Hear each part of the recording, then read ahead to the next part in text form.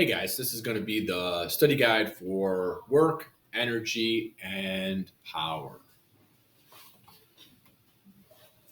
All right, number one, we have a 40 Newton block that is being dragged up a 5 meter, dragging 5 meters up a 37-degree incline.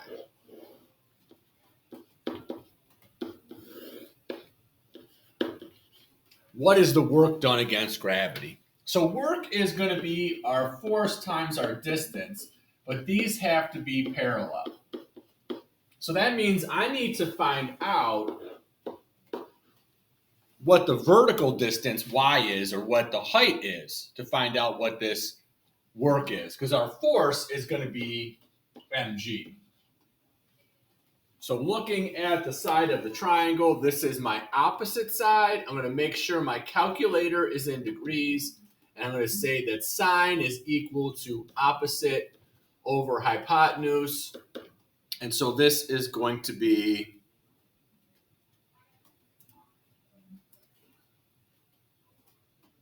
5 sine of 37, which is 3. So I have 40 newtons times 3 meters is 120 joules. Number two, kinetic energy. Kinetic energy is 1/2 mv squared. So if I have a 1,200 kilogram car, that's going to be 1/2 times 1,200 times 20 squared.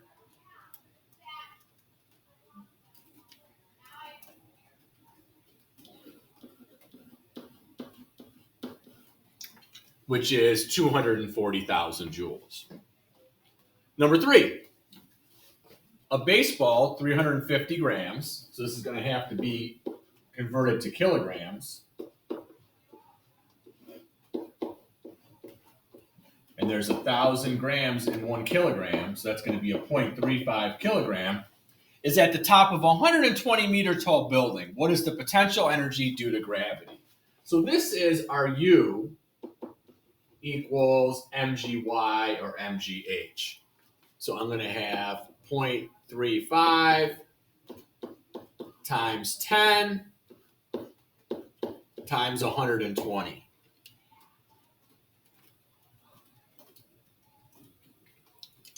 And it agrees with the key that it is 420.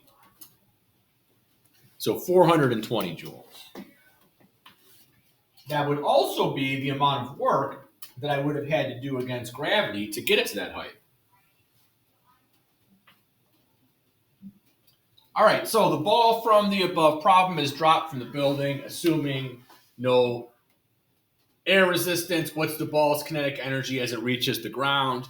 Air resistance would be a non-conservative force. If we don't have a non-conservative force, then all of our energy stays the same all the way down. So at the bottom, when the potential energy is 0, the kinetic energy has to be all of the energy, which was 420 joules. What would be its speed? I would need to set this 420 joules equal to 1/2 mv squared. So I would multiply both sides by 2. I would divide by m, and I would square root.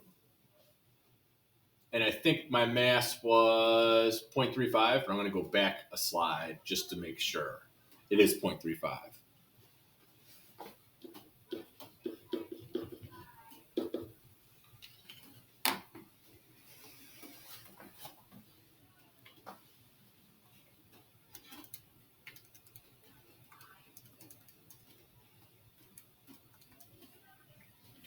And I got 48.98, which I think I rounded up to 49. In reality, the ball dropped from the building only reaches 40 meters per second. Where did the extra potential energy go? We would have lost this due to non-conservative forces. And the main place that we lose this energy this way is heat.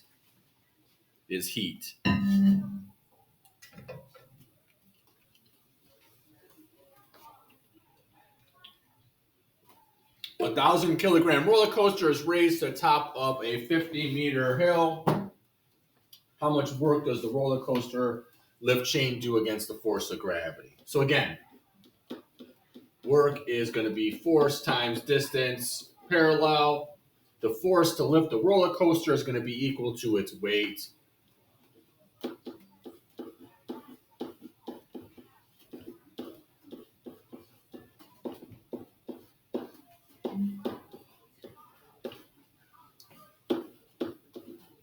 And this is going to be 500,000 joules. Which these numbers seem high in roller coaster type problems. How much potential energy would the roller coaster have at the top of the hill? It's going to be the same. So all of that work for our 1,000 kilogram roller coaster that was lifted to the 50-meter tall hill is going to be converted to potential energy. So we made it at a higher place in the field. The roller coaster now slides down the first hill without friction. What is the speed of the roller coaster as it reaches the lowest part of the hill? So again, if there is no friction, it's all conservative forces. And so that tells me that this 500,000 joules is all going to be kinetic energy. And so I just want to solve for V. So I'm going to multiply by 2 to get rid of the 1/2.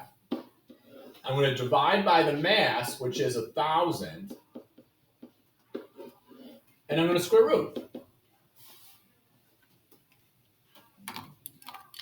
And I feel like I should check to make sure that this is correct.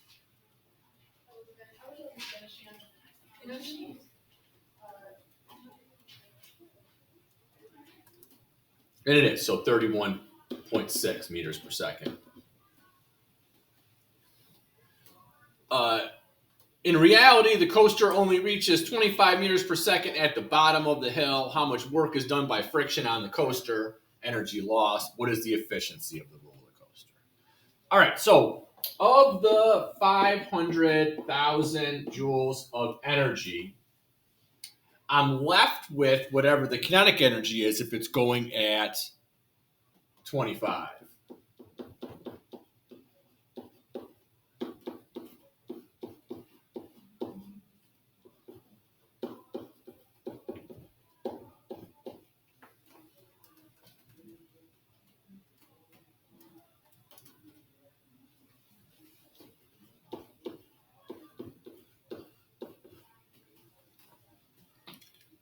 So I started with 500,000. I lost 312,500. So that means I'm left with 187,500 of joules of energy, which is unaccounted for. So where did this energy go? It went to friction. All right, what's my efficiency? My efficiency is equal to my energy out divided by my energy in. So in this case, I got 312,500 joules out, and I had 500,000 joules in. So it's 0.625, or if you want to say it's 62.5% efficient. So of the original work I did, I ended up with 62.5% of that energy at the end when it was going 25. All right, number 10. An elevator, mass 500 kilograms, is lifted 20 meters in 5 seconds. What work does the elevator do against gravity? What is the power output of the elevator? So again, work is force times distance. The force to lift an elevator is going to be its weight, so mg. And then the displacements in the up direction, so I would call that Y or H. Y for the Y-axis, H for height. This is 500. This is 10. This is 20 meters.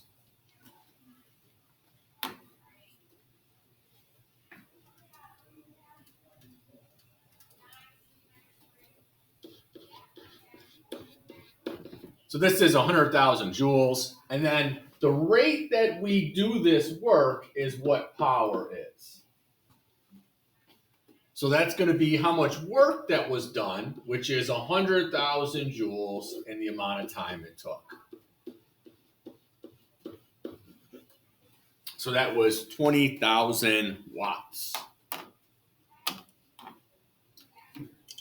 The electric motor that lifts the elevator in the above problem uses 120,000 joules of energy to lift the elevator. What is the motor's efficiency?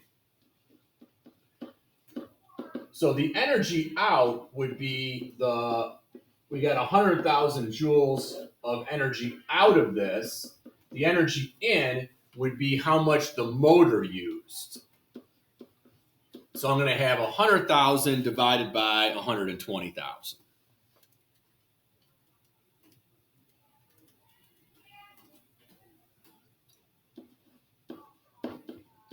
Which is 83%. And again, this lost energy in the problem would be lost to heat and friction. We haven't gotten to it next, but we will soon. But motors will get hot when they're running because there's current going through there, and that current is being slowed down, which is what's creating the magnetic field that makes a motor a motor. A light bulb uses 40 watts of energy. A kilowatt hour costs 0.12. What would it cost to run the light bulb nonstop for 24 hours?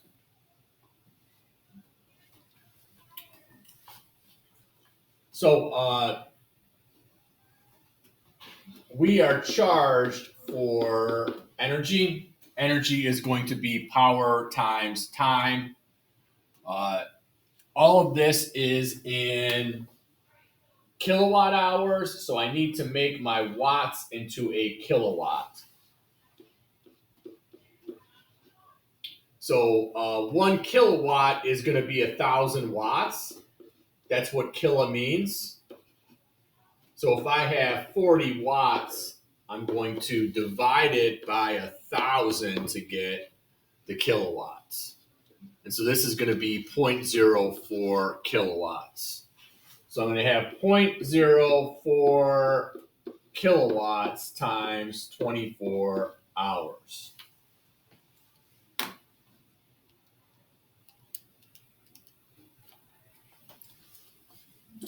So I have 0.96 kilowatt hours, and 1 kilowatt hour costs 12 cents.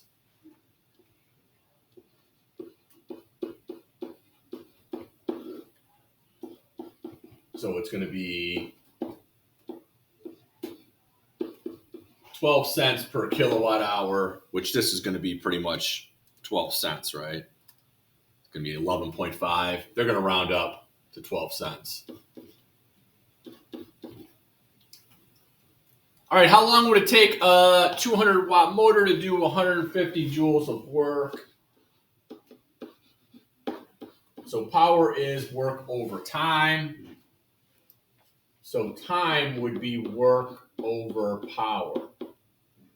So the work is, I'm going to erase some of this. The work is 15,000, not 150. It's 15,000, and our time is 200 watts.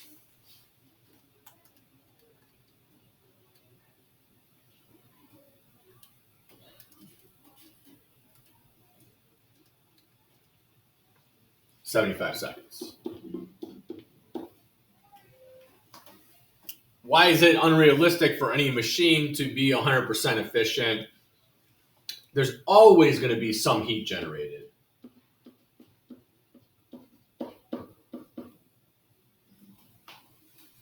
A typical car engine is only 18 to 22% efficient. Where does that lost energy go?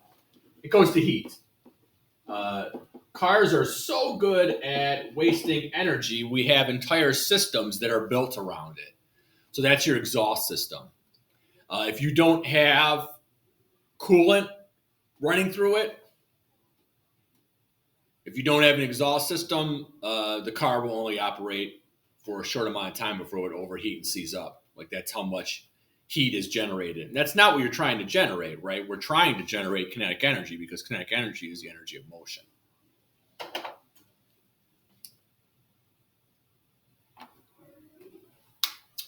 We use kilocalories, kilowatt hours, and joules for energy. What do we use each for and why? So kilowatt hours is for electricity. Kilocalories is for food. And joules is for physics. And chemistry, I guess we could add in there. How are work and energy related? Work is a transfer of energy by force.